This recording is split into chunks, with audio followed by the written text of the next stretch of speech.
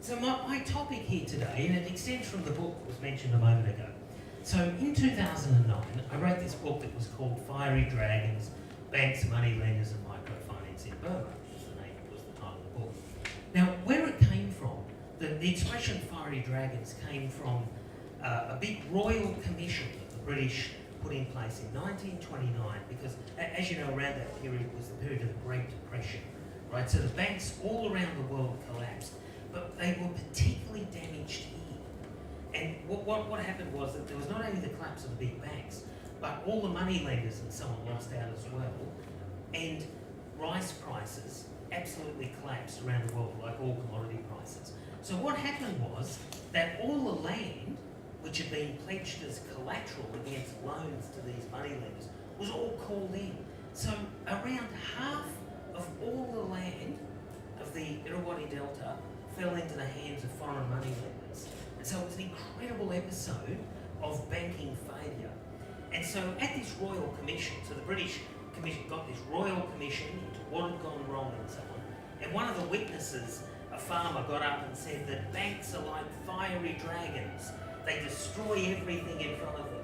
And I remember when I read that in this particular report of the Royal Commission, I thought, oh wow, that's the title. I've got to use that for the book, because the long history of banks and so on in Myanmar was a negative one. Like, it was full of these disasters and collapses, and of course when I wrote it back in 2009, you know, the political situation here was pretty crook, as no doubt many of you here will know, right? And there really just didn't seem any way out of it.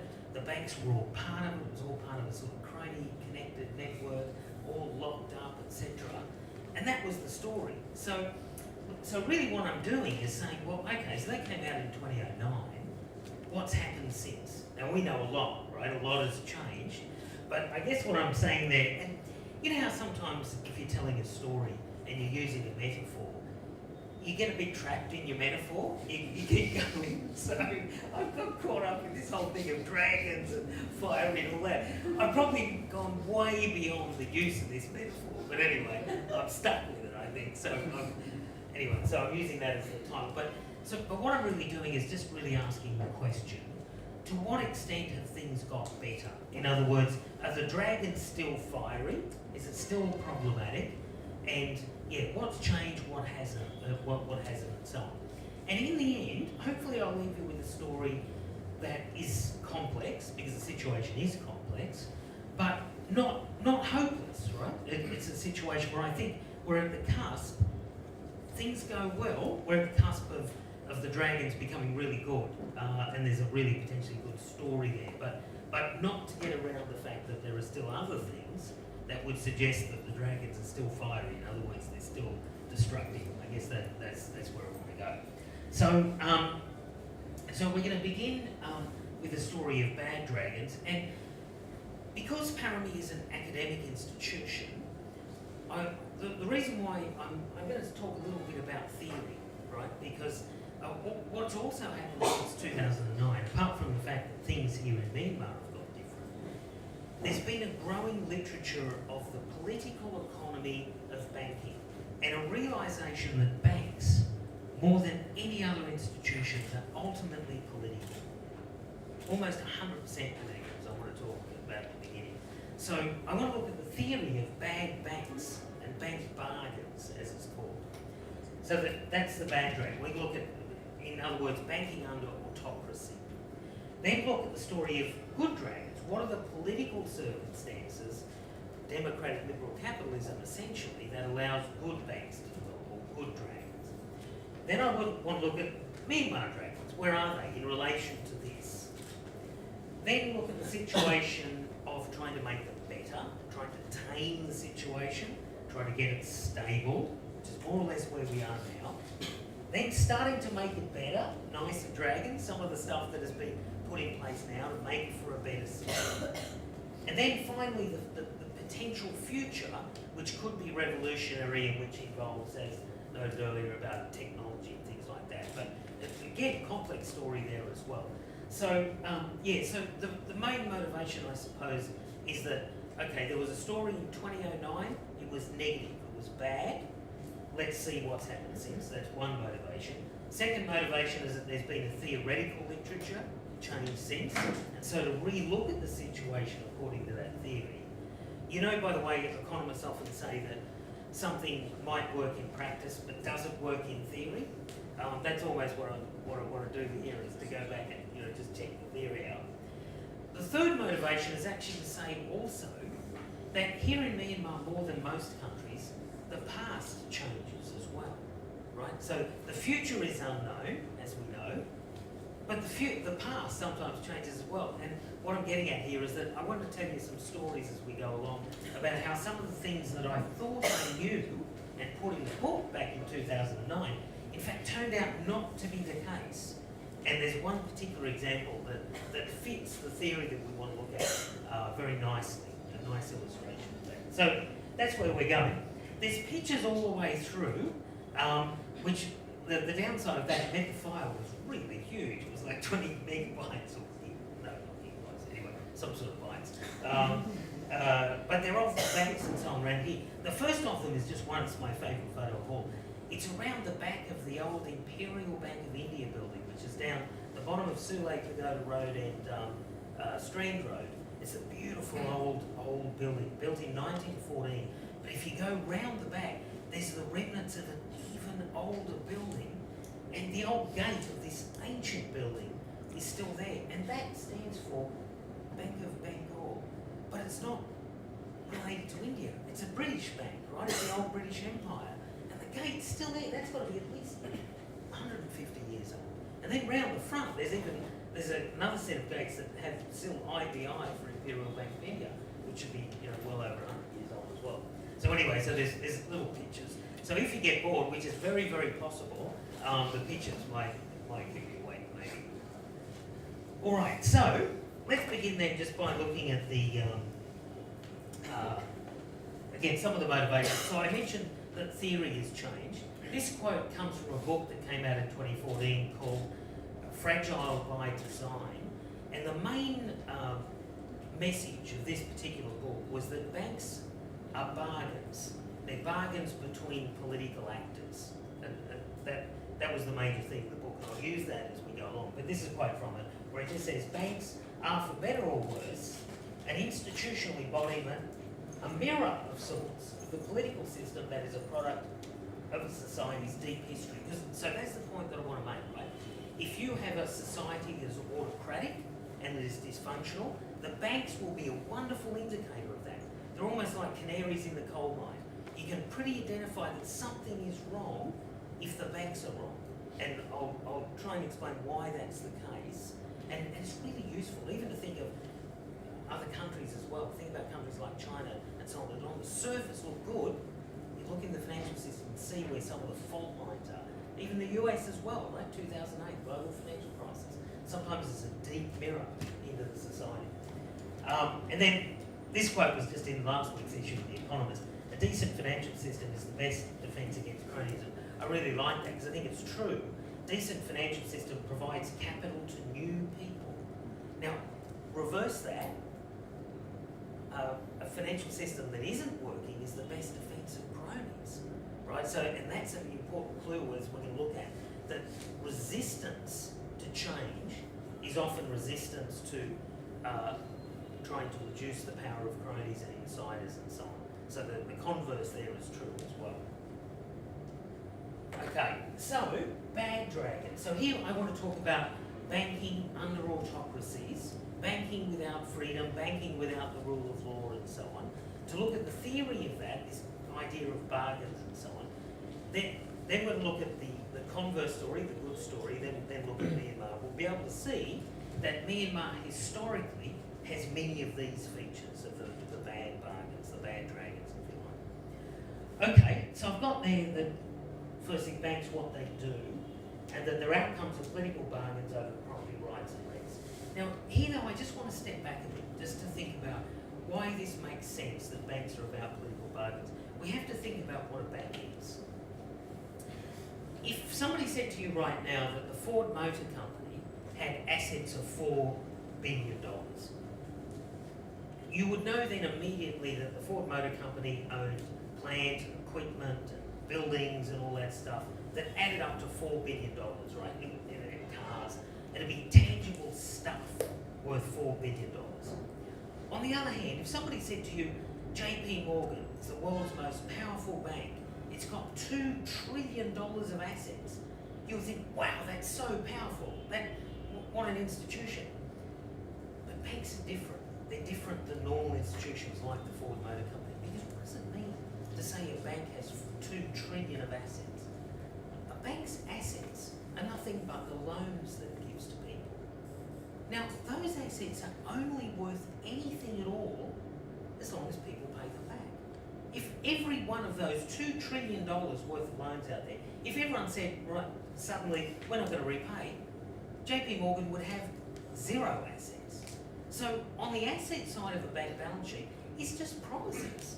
So it illustrates, I think, that what sounds really powerful, JP Morgan, $2 trillion of assets, just means that there are $2 trillion worth of promises to it. Now, how did the bank make those loans to get those assets? Well, it took money from depositors. Now, what's the bargain there? What's the deal? Well, the depositors gave $2 trillion of deposits to JP Morgan on the basis that JP Morgan promises to give them back their deposits whenever they want. So in other words, what banks are on either side of the balance sheet, the liabilities where they raise funds through deposits, the assets where they then place them in the form of loans, and they make profits, of course, by paying a lower interest rate on the deposits than they do on the loans. That's how they make their money. But all they are is a series of promises. That's all. So one of the reasons why banks, and this is straight away, I think that banks are incredibly fragile, right? They're enormous, they look really powerful, but at the end of the day, all they are is a series of promises. Now, how do we make people commit to their promises? It's the law, right? That's it. Now, with the Ford Motor Company, if the economy goes down, or no, what's an example? No, if the government changes, say if in America, right, Donald Trump just takes over the government completely, right, and he says, I'm not going to have another election or whatever. The Ford Motor Company has still got $4 billion worth of assets, right, because they're real things. But on the other hand, with a bank, if a government just suddenly changes the rules and says, everyone with a loan above $10,000 doesn't have to repay, well, suddenly those assets are almost valueless, right? So banks are incredibly vulnerable to politics because in the end, they're dependent on the state, the rules, the courts, the judges, the law enforcement. They utterly depend on that. So the theme that I'm suggesting here, in other words, is getting to the major issue, that banks are political animals. They grow through the state. They create the state, as we'll look at as well. So there's a real symbiotic relationship between banks and the state. But it means that they are absolutely political animals. So this is why this whole bank bargain story is the important issue. So we've got to bear that in mind all the way through. The banks exist through power, through politics, laws that they can get governments to pass and all that. That's the space that they live in. Okay, now let's have a look under how that may fashion itself, what it might look like, a banking system under autocracy. So here, I'm playing fast and loose. Let's just say it's a government that doesn't have to have any popular mandate, right? So it can do what it wants, whether it's a single leader or a party, whatever it is, right? It can just do whatever it wants. That's the sort of system we want to look at. Okay, so what I want to look at here is the two motivations, the bargains, between the government on the one hand and the bankers that government allows to be created on the other. Okay, so banks under autocracy. Now, what's the story here? What do governments want banks for? Why would they even allow banks in the first place? Well, the answer to that is they need money, right? Even autocracies need money. Now, we know that how governments mostly get money, right? They tax. But taxes under autocracies are difficult. The famous rallying call of the American Revolution, no taxation without representation, right? If you tax people, then you have a bargain with those people, right? They're supplying you money and you're meant to do something. That's one of the essences of democracy, right? It's taxation. So typically, autocratic regimes don't tax very much because if they do, they just make people unhappy and make people demand things. so they tend not to do it. So they tend to look for other things. Now, so they don't tax much, but they spend a lot, because above all, they spend a lot on the armed forces to keep everyone in line, right? So they tend to spend a lot, tax very little. Where are they going to get the money from? Well, one of the ways they can do it is allow certain groups to establish a bank. And they use those banks, they graft off those banks the funds that they need. Now, one special bank they allow to form is a central bank, which they also have control of, and they get them to print money. So that's a special thing they usually do. But to the other banks as well, they allow special people who are usually powerful economically in society, we will allow you to create a bank. But in exchange, we will be able to use that bank to extract income. Now, how do they do it? What's some of the technical stuff? Well, this is the sort of thing they do here, right? So the government gets directed credit, right? So they allow, say, 10 banks to form. But they say to the banks, look, in order for you to have a banking license, you need to supply 10% of all your lending has to go to military enterprises. Another 20% has to go to state-owned enterprises. Another 10% has to go to the Friends of General blah, blah, blah. Another 10% has to go to Mule Wangler, right? So you can do it that way. You can do it by having things like high reserve requirements. You're saying to the banks, okay, you could form a bank, but 10% of all your assets has to be in the form of government bonds, which the government needs to sell to finance itself, right? So you can do it that way. You can do it through fees, you can do it through bribes, you can do all sorts of things. So what the government does under an autocracy, it says it gives a limited number of people special rights to create a bank in exchange for money. Okay, now what's in it for the other side? Why would you want to have a bank under these relationships? Well, because these insiders, these powerful economic insiders or cronies, whichever label you want, they get something out of it as well. So what do they get out of it? Well, they get subsidised capital, because as we'll see, they get money from depositors. We'll deal with why depositors might even want to deposit in a moment. But they get money from depositors, and they can use that money to lend to themselves, right? So, and particularly if you've got a client government that does things for you, that puts caps on interest rates and things like that, you can get money quite cheaply in form of deposits, and you can lend to your connected enterprises, to your friends. So you can do what the government does, but this time to your own connected parties as well. So you can do that. Now, there's another advantage to that. Not only do they get access to capital, which they can lend to themselves and so on, but notice that they can entrench their position within society. Because, again, as we'll see in a moment, a good bank provides loans to new businesses, young people, new people with good ideas, entrepreneurs and all that. But if you've got the banking system locked up, you can keep those people out from getting money. Only the insiders, only the crony companies get access to the credit. So so when I've got their keep competitors out, I don't even mean just to banking, but to society more broadly. You try and lock up the system. Okay, so in the end, what we've got under autocracy is this last point.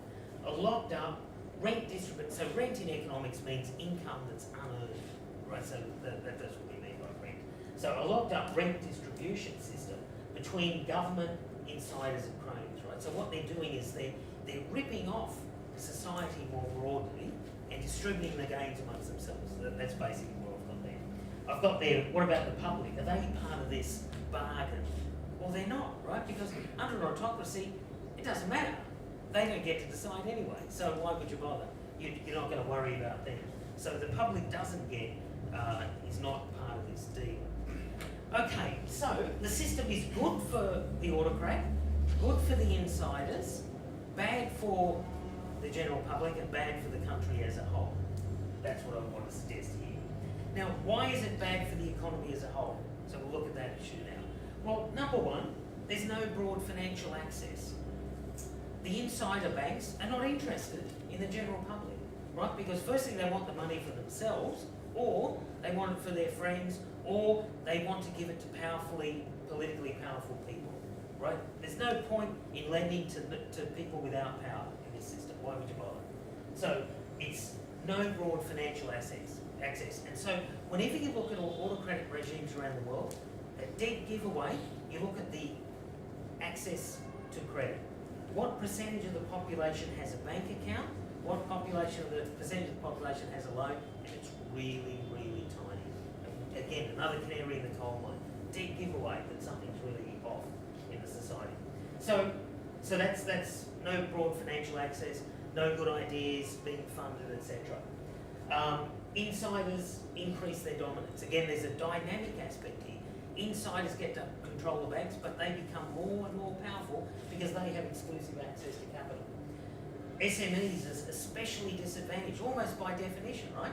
A small to medium enterprise has no power. It is a small and medium enterprise, right? No economic power, no political power, no real ability to access credit or anything else. Excessive rents are created, so excessive unearned income. Because of the nature of this system, the amount of banks tends to be small, so you get all sorts of monopoly rents. As we'll see in a moment too, one of the bargains the state has to make to the bankers, to the crony bankers, is allow them to earn a lot of money because there's the bankers themselves are at risk, which we'll come to at the end as well as part of this bargain. Okay, more disadvantage to society as a whole because the system tends to be unstable. That sort of sounds a bit counterintuitive. You would think that an autocracy with strict government, strict control would be stable, but it's not, because let's think about what's happening here. The money is going to connected lending, right? So a bank is not thinking, is this a really good project? Is this a great idea that's going to earn lots of money for our society and so on? No, it's going to someone who is a friend, or it's a general, or it's someone else who's powerful. The actual project doesn't matter, right? It's just politics that's deciding the situation. So there's a high chance it's all going to go wrong. So another dead giveaway of an autocratic banking system is high non-performing loans, if proper accounting is applied, which is often the case anyway. On the government side, the government, as I mentioned earlier, tends to use the central bank to print lots of money, right, because it doesn't have enough taxation. Now, printing lots of money causes inflation, and that is a way that silently and secretly governments steal from us, right? Because if you've got an inflation rate of 10%, that means your money is reducing in value 10% all the time. But if you've got a government printing a lot of money, you get inflation 50%, 60%, what they're really doing is extracting wealth from you over time. The final thing, from expropriation, even the banks are at risk. So I mentioned that this is a bargain, right, between the crony banks and the government. But in this sort of system, if you've got an autocrat who doesn't have anyone to say no to, they can turn on the cronies, right, if they want to. If it comes to the crunch, let's say the government is really out of money, right, and things are really crook, and they're not getting enough fees, the directed lending is not working, they'll just come in and steal the bank. And that happens again and again and again. So the system, in other words, tends to be unstable. Not enough credit, but not only that, it's unstable anyway. Okay, now, what about the deposit side? Because you might ask, in a situation like this, why would anyone put money in a bank in one of these autocratic systems? And the answer to that, of course, comes down to just some really practical stuff. But the short answer, by the way, is that there's not much money put in deposits, right? That's the number one answer. But why is any? Well, the answer comes down to practical stuff about payment system, right? It's difficult to do things with lots of cash, although saying this in Florida is, we do tend to carry great lots of cash around. But it's impractical, it's not that good, right? And probably everyone in this room uses other systems now as well, right? So whether it be debit cards, credit cards, all sorts of other point of sale things or whatever, banks run payment systems. So in countries with really full-on developed banking systems, cash is less than about 3% of all transactions now, right? Most of it is bank money from one bank to another bank. That's the payment system. So you will deposit because, let's say you're a business, you've got to pay workers, you've got to pay suppliers, you've got to pay rent and all this sort of stuff, and it goes through the banking system, right? So you've got to put money in the bank.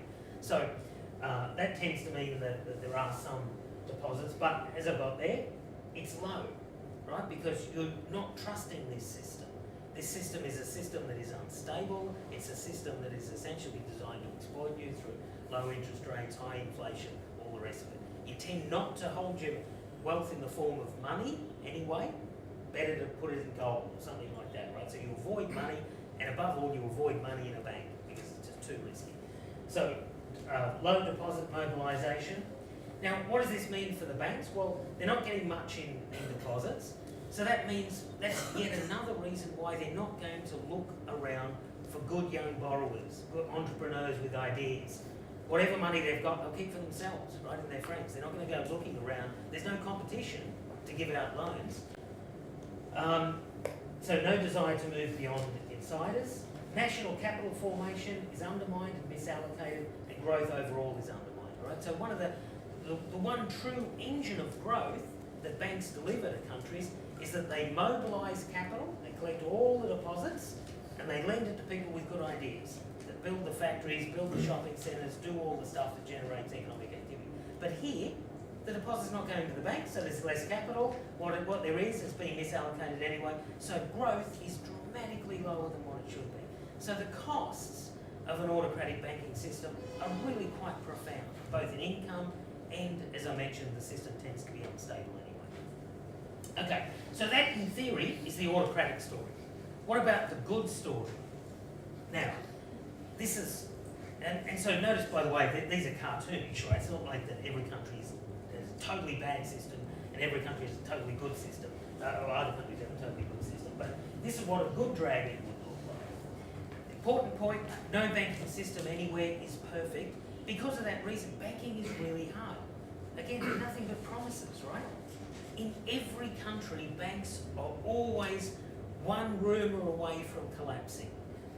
So, I don't want to alarm everyone, but that's the truth of it. So it's always tough. So even in the best run financial systems, you've got to have strong regulation, strong central banks, strong confidence in the system. So, but if that is working, then you tend to get good banks. I've got here banking especially problematic, even under democracy, if it's a populist system.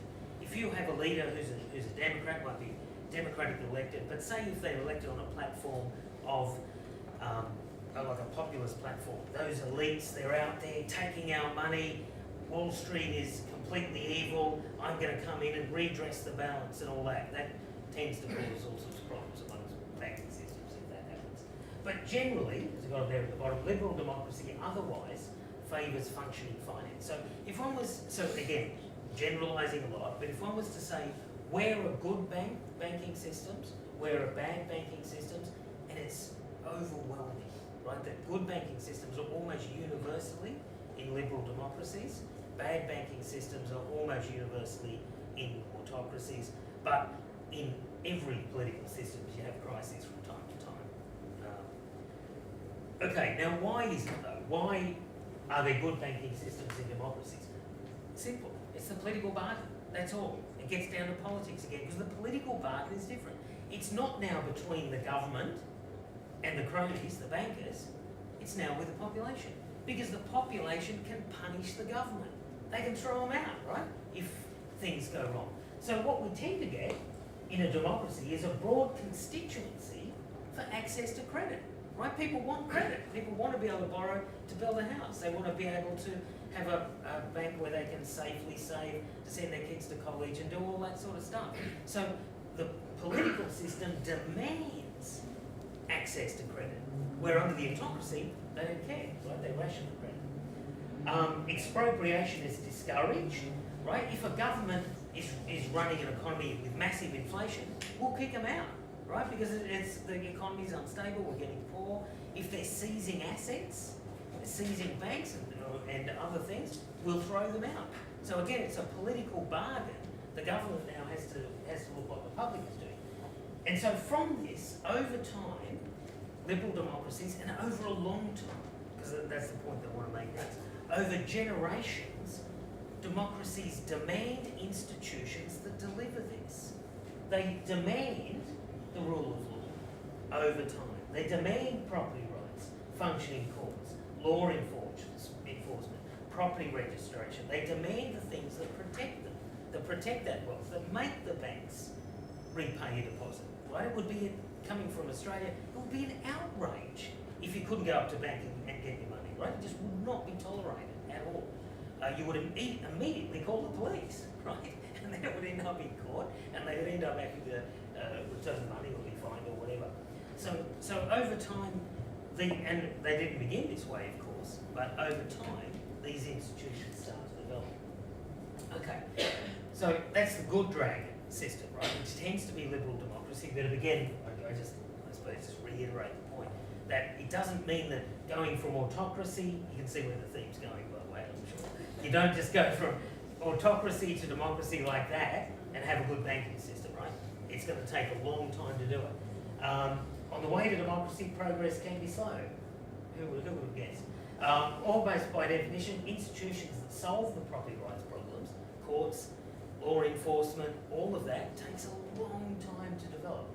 Such institutions, and then, of course, along the way, the insiders are going to resist like crazy, right? Because they had a cosy world before, and now these people are coming in, opening the system up, demanding access, delivering competition in different areas. You're going to resist like crazy if you're part of that old system. So it's not even that the system takes a long time to create, but there are going to be resistance points all along the way. Okay, so those are the theory parts, right? The good banks, the bad banks. Now, where is Myanmar? Okay, well, I would argue that traditionally it was in the fiery dragons, right? The bad dragon territory. Textbook case of the autocratic model. If we look at the financial system, and I've got there 1990 to 2016, because of course private banks were only allowed in 1990, right? So that's the sort of story that we're talking about. Between 1990 and 2016, essentially the banking system was small and unstable. There was about 20 odd banks across this period, but if you look at them, the total assets of the banking system about 2016 was, the total banking system was the size of one small state bank in the US, right? So it's the total banking system. Less than 10% of the population had a bank account, 5% of the population ever have taken out a loan. Most people not even touched by the banking system, one dot. And yet, the brains were sort of quite powerful and on the tops of buildings and all that sort of stuff, but utterly untouched, most of the population. Who did they lend to? They lent to themselves, right? Overwhelmingly, the 15 dominant conglomerates and the families lent to each other, basically, and lent amongst themselves. So you had a system of limited competition, limited access, banks as insider pawn shops, basically. So you know what a pawn shop, probably everybody knows what a pawn shop is, right? Where you go with property, you give it to the shop, they give you money, and then you repay, you get the property back. That's essentially what Myanmar's banks are, all the way to the present day. Around 80 to 90% of the balance sheet, the assets of a Myanmar bank, is going to be in the form of overdrafts. So an overdraft is just a revolving loan, right, that you give to someone, they can just draw down any time, that people get on the basis of property. So the way, from 1990 to 2016, the way to get a loan from a bank was that you would say, okay, I'm a blah, blah, blah construction company. Here's my property deed. I want to build a condominium on this, or a shopping centre or something like that. Here's the property deed, and the property is worth $1 million. The bank says, thank you. They take the property deed, they'll give you an overdraft of $500,000. You start building the condominium, you get about halfway, you've spent your $500,000, you go back to the bank and say, look, remember that loan that we took out from you? Well, that property that was valued $1 million, Rangoon property prices going up through the roof, it's now worth $2 million. So can we have another $1 million on the property? And the bank says, yeah, I will give you another $1 million. And so the system just goes on and on and on. But it gets worse than that, because essentially what you've got is a system where you don't really have to repay, right? An overdraft, you just keep it going. Because an overdraft is not like a commercial loan that's a set term or anything like that. It's just a line of credit. If you just keep paying the interest, you don't actually have to ever repay the principal. So essentially what we've had across this period is a banking system that's getting bigger and bigger and bigger, all on the basis of commercial property, and essentially amongst a really small cohort of people. Now, I'm exaggerating a lot, right? Because this is not to say that some of the banks did genuinely try to reach out, right, and come up with all sorts of different products, because they wanted deposits, right? That's mostly what they're about. And if you're going to attract people with deposits, you have to offer them things as well, like debit cards and things like that, and ATMs and so on, right? So there was, so I don't want to suggest there's no progress, but at its core, the system remained like that all the way through up until around 2016. Not much money going to agriculture, not much money going to SMEs. Now I've got the expropriation because I just wanted to point out again, because everyone here is very young, much younger than me. In 2003, there was a massive banking crisis here. A banking crisis so bad it made the GFC, the global financial crisis, look like nothing, right? The banks stopped functioning. Two giant banks, the biggest bank in the whole country called Asia Wealth Bank, the third biggest bank called Mayflower Bank, another bank, Myanmar Universal Bank, all collapsed across this particular period. And the whole system just jammed. And for about 10 years, the banks just stopped lending completely almost to just about anything, except, more or less amongst themselves in various ways. But what was interesting about that bank collapse? So I mentioned how here in Myanmar, sometimes the past changes as well. When I wrote the book in 2009, I knew that the central bank had sort of mishandled the situation, hadn't sort of done the right thing, how to deal with the banking crisis. What I didn't realise, and I only found out since things started to open up and talk to people and all that, was that it was actually quite deliberate. It started as a crisis, an accident, in the gambling tables at Macau, of all things, and then rumours spread from there. But it ended up being, there was a particular general at the time that wanted to punish the banks. And he basically withdrew all the support of the central bank of providing liquidity to the banks when they could have been saved, a lot of them, because it was just a liquidity thing. But it became an insolvency thing because all this support got withdrawn from the banks. It's a really fascinating episode because he wanted to punish them. And we can go into details as to why that was the case at some point. But anyway, it was really quite interesting. Okay, so, am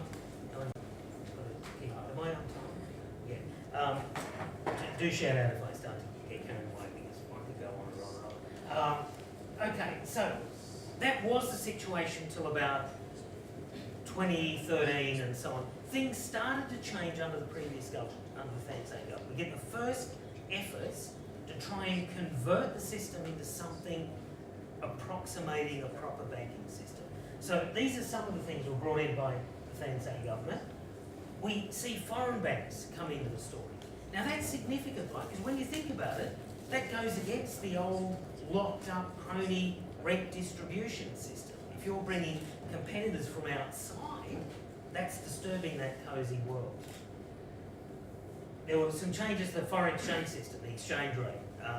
It became a fully floating exchange rate, which removed a significant area where connected insiders could reap huge profits by being able to buy US dollars at the old official rate of the jack, 6 jack, $1 US, buy US dollars, sell it back into the market, get 1,300, go back, buy more US dollars, sell back into the market, you just made a fortune, right? So that change was really significant. And I know for me personally, when they did that, I thought, oh wow, this guy might be actually different. Because there was a lot of talk around that time that, it's just the same old.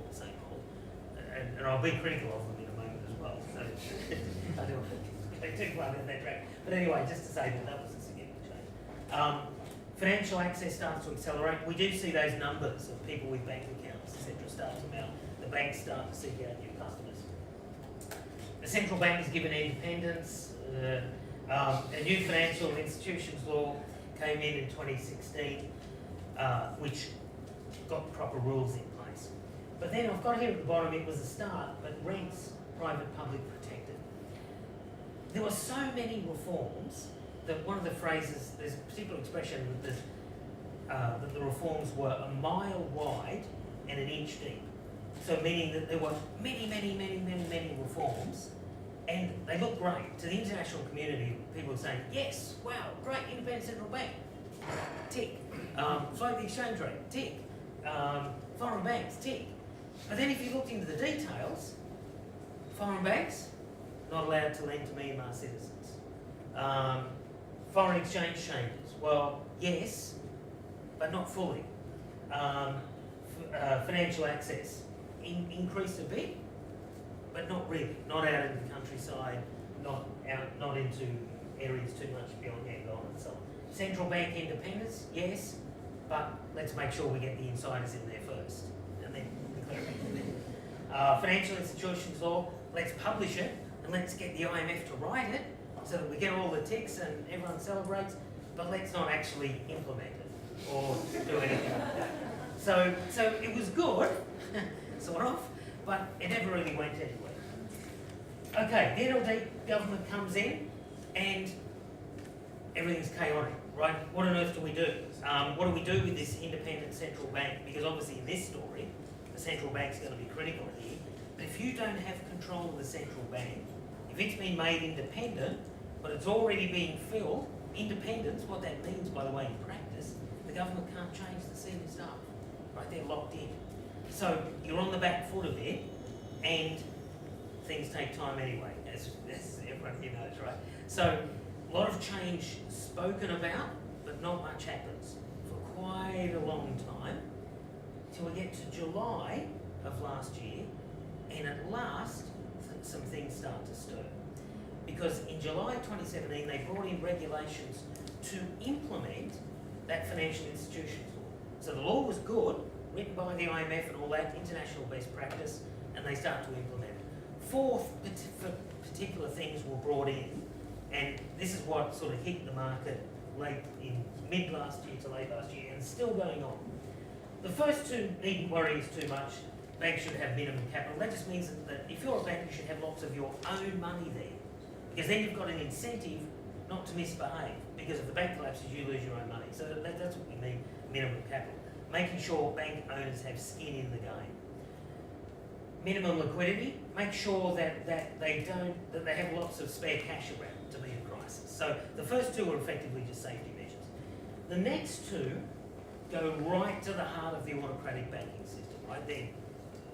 Punches right to the heart.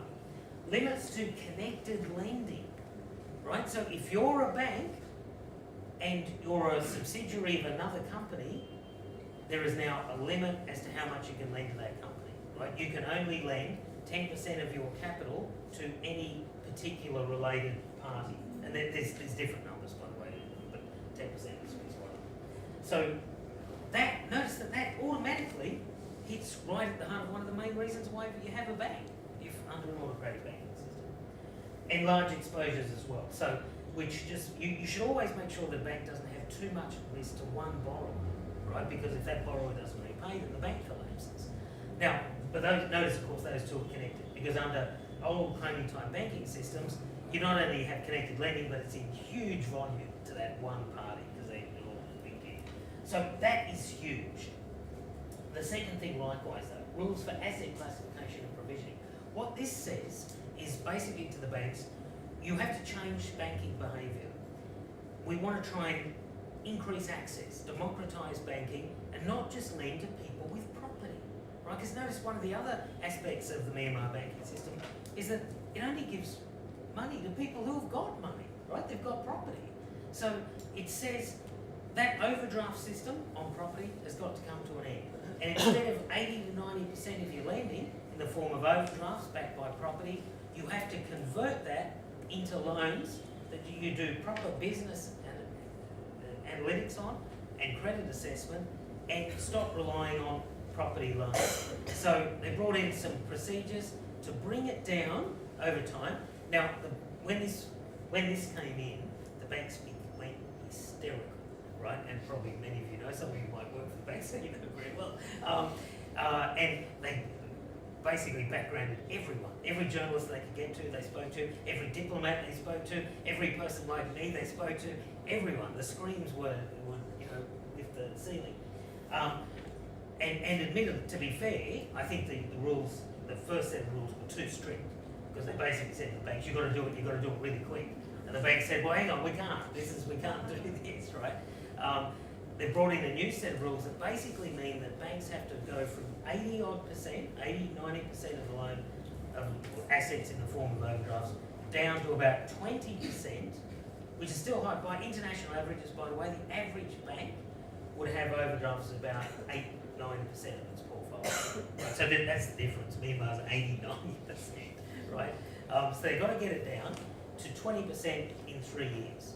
Now that's still going to be tough for them. So, but the central bank is actually being much more flexible in practice. But anyway, they've got to get it down to that sort of thing. But they're screaming a lot about that. And the final thing, provisioning. What about all those overdrafts that nobody ever intended to repay? Well, now, if you're going to convert overdrafts into loans and do proper credit assessment, that credit assessment is meant to pick up a bad loan, right? So if there is an overdraft that is never going to be repaid, then the auditors are meant to be able to say, well, hang on, you can't convert that into a term loan because clearly the borrower is not going to repay. This is a bad risk. You have to write it off. Now, the bank's not going to like that at all, right? Because that means that's a loss to profits, right? That's a loss. They have to declare the loss. Up until now, they're able to just keep it going and just pretend that there's no loss. But that'll need to be brought to book. So some really challenging times ahead for the banks. But one of the important things to know, just because I don't want to panic everyone, one of the important things to know is that there's no way that the central bank or the government are bringing in regulations to make the system better and safer and then trigger a crisis, right? That would be the most horrible irony imaginable. So be assured that there are lots of conversations, notwithstanding what the banks are shouting about, behind the scenes, lots of quiet conversations about making sure the system gets better. Okay, what are some of the other changes? There's been a really, I think as everyone here knows, it's not a secret, the government has been terrible at communicating things, right? All sorts of things, right? Including economic policy. It's so frustrating. Because even the story that I just told, nobody tells that story. Nobody tells that it's a story about getting to a good banking system that will now allow credit to go to entrepreneurs and away from crony-connected land-owning firms or anything like that. Nobody's telling that story. The only story that's out there is the bank saying the government is out to kill us, right? That's the only story that's going out there. In a similar vein, on the central bank side, there are all sorts of commitments to stopping the central bank printing money to finance the government, right? That's always been a really destructive thing. So that's all meant to reduce to zero, actually, by 2021, money printing. Personally, I don't think they're really going to get there. And actually, I don't think they should, because I think that'd be too harsh. But anyway, but they're moving in that direction. So the state's bargain, if you like, is being reduced as well. What else is going on? Again, about creating good dragons, right? That's where or nicer dragons, sorry. There's a massive program to try and expand financial outreach, right? To get the banks out, to deliver people into the system, to get credit, get safe deposit products, all that sort of stuff. One component is the state-owned banks. So the big four, right? Myanmar Agricultural Development Bank, Myanmar Economic Bank, Myanmar Foreign Trade Bank, Myanmar Investment Commercial Bank. Those big four, the government has taken on with great reluctance, because as we know, they don't like borrowing money. They've taken a $100 million loan from the World Bank to restructure these four. They've just done the big diagnosis of them. They've got the best international banks. Particularly, there's this great Dutch bank called Rabobank that is the world's #1 agricultural bank. It's a fantastic institution. They're the ones who went into the MADB and did the really diagnosis.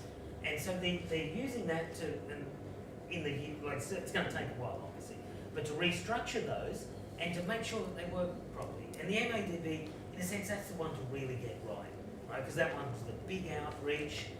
Farmers it's hopeless at the moment, frankly.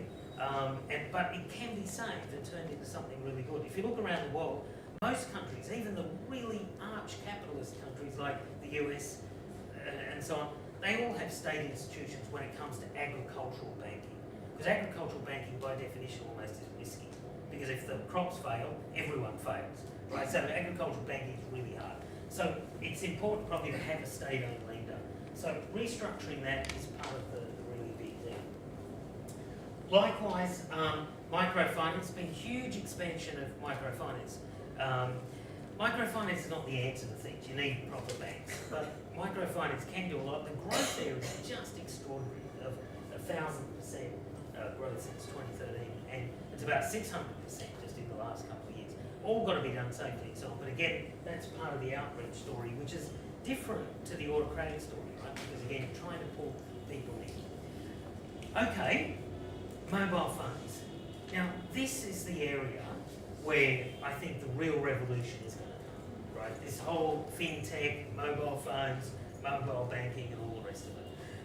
Now, what's interesting here is, well, I'm sure everyone here knows the story. In fact, I'm sure you know it much better than I do, right? But this is the really big, good economic story over the last few years.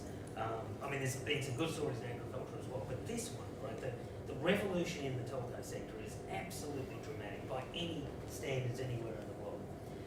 And we know the numbers, right? 90-odd% of people have mobile phones, 80-odd% of that tend to be smartphones. So the critical infrastructure is there for mobile financial services. Likewise, that's right, there's that bizarre, do I have it there? There's a bizarre, oh yeah, about more people have access to Facebook than reliable electricity. Wow. Which is, so anyway, so the foundations are there for a real revolution on this front. And so into this space has come the mobile banking platforms, mobile financial services. The most famous of them, I guess, is Wave Money, right? So there's two really big ones. Well, one big one that's there now, which is Wave Money. The reason why it's just to stress Wave Money, it's a little bit different from some of the others like OK Dollar, right? So OK Dollar is like a money transfer thing. But if you look at Wave Money is actually authorised under the Mobile Financial Services Directive, which allows it to do a lot of functions that are basically a bank. They still can't take deposits themselves and make loans themselves, and any money that goes into the system that people putting through their phone has to go into a bank. And of course, I think, as you know, that the bank that's connected up to that is Yoma Bank in this particular context. But there are many other things of the Wave Money thing that actually approximate what banks can do. With a quite slight change to regulation, you could actually turn Wave Money into a bank, basically, and do all the things that banks do. So anyway, Wave Money's there, OK Dollar is there. Arraydo have got theirs up and running now called MP-SAM. They're all based on a model that has totally transformed the financial landscape in East Africa, in Kenya particularly. There was a big telco over there called Safaricom, which was a division of Vodafone, the big British firm Vodafone. It was actually created by a British grant of DFID, the British Development thing. Anyway, it's just called completely off. It's called M-Pesa in Kenya, but it's now spread all over Africa, and it's the biggest story. The traditional banks have been completely blown away by what's going on in mobile banking. It's where it's developed further and faster than anywhere else, but it's having a similar effect in Pakistan. It's now moving into the Philippines, and obviously the story we're suggesting here is it's beginning to come here as well. Critical, funnily enough, is not even so much the technology. The technology is fairly simple, right? Because it relies on things that are a little bit like just messaging, right? So encrypted messaging, you can move money around, etc. The really critical thing for it to work at the moment here is the agent network, right? So Wave Money, for instance, has got 20,000 agents, which means that people, if I send money to someone in Mandalay from here, they then take the code to the agent, they can just take the cash. So it's still, at the moment in Myanmar, mobile money, funnily enough, they're all based on mobile phones, but it's cash still, right? Because cash to the agent, you get the code, you send the code, you then give the code, and you get the cash, right? So it's still cash based. But what will ultimately happen, one would imagine, as people start to trust this system more and start to think, well, do I need physical cash? You won't bother cashing it out, right? You'll keep it in the wallet on your phone, an encrypted wallet on the phone, and you'll just access that whenever you want. You'll send money to other people's phones, wallet, and cash can then gradually die away in probably 200 or 300 years.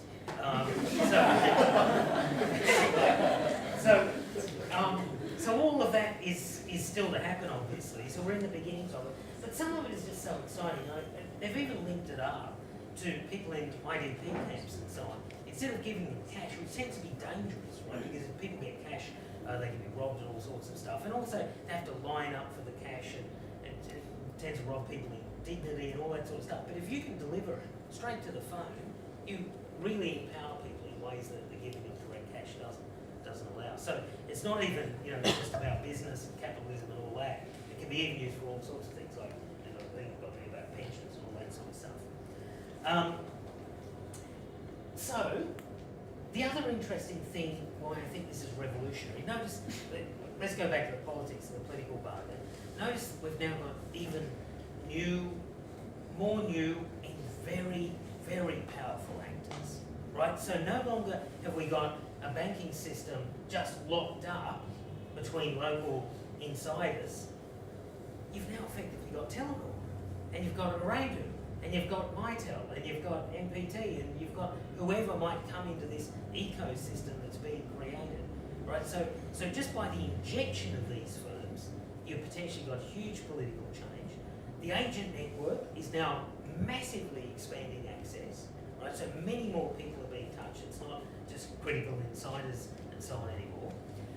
But the big revolution, I think, is this last one, about information, right? Because even in good old-fashioned banking systems in democratic countries, the real power that banks have, right? So I mentioned how fragile they are and so on. The real power they always had was information, because they knew, and it was the business of the banks to know who was the good credit risk and who wasn't, right? So it was information above all that they relied upon to make a profit, because if they didn't have proper information, they give a dud loan, they lose money, they go out of business. So they had to know their borrowers.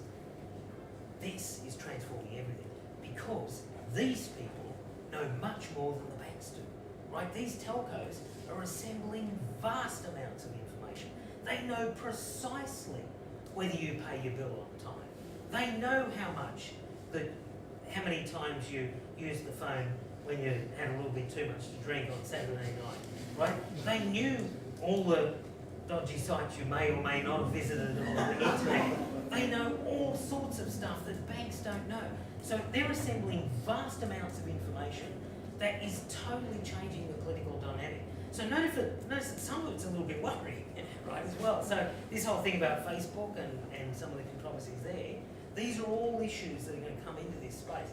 But it does mean that the whole bargain, the big political bargain, is now changing with different actors and different things. Okay, so all of that might lead Myanmar into the good dragons alone, but obviously we'll need to be careful along the way and see where it goes, etc. Other things that might happen, this is on my wish list of reforms that I hope the government brings in. Liberalise interest rates, get banks to price proper credit risk, because at the moment the banks locked interest rates at a set level, so that, for instance, they won't pay you more than 8%. They're not allowed formally to charge you more than 13%. There are ways in which, by making that flexible, you can get many more people with access to credit. What about expanding the foreign bank entry? Allow them to lend to local. It seems to be crazy. We have a situation in a country that needs capital, and local borrowers can't borrow from a foreign bank, but foreign competitors can. Right? So a foreign company here in the Myanmar's market can go to a foreign bank and get money to compete to a Myanmar company which can't access the same loan. I think they should just open up and allow Myanmar people to borrow from foreign banks. The whole issue of whether foreign equity should be allowed into the local banks, that's what China did, for instance. A lot of other countries do, to bring in technologies and methodologies and things like that. All arguable stuff, but hopefully that might happen. Then technological advances foreseen and otherwise. I think in all of this space, right, there's just so much that we don't know about. There's so much that, things like now where companies paying suppliers, as soon as they order suppliers, can instantly get credit straight away, because the bank, whoever it is, the telco, whatever, knows instantly what they're buying. That can be used as collateral against the loan. It's all certain. It can be done instantaneously, and it can be done by AI, by a robot. You don't even need a human in it or anything like that. So goodness knows where political bargains go and that sort of thing. And then finally, of course, we get down to the biggest thing of all, which is the big politics, right? And this is the long game, right? How do we get those institutions that take time to emerge, but they do emerge through the demands of people able to assert their rights, right? We want our property protected. It's our right to be able to access deposits in a bank, to have the state not steal our money, etc., through inflation or whatever So we get into the broad thing of democracy, accountability, rights, courts, non-corrupt law enforcement, all those other virtues, of course, which is the big game in reform. So that's hopefully the way that anyone will get to the good dragons, just to finally take the metaphor to its end point. Thanks, everyone.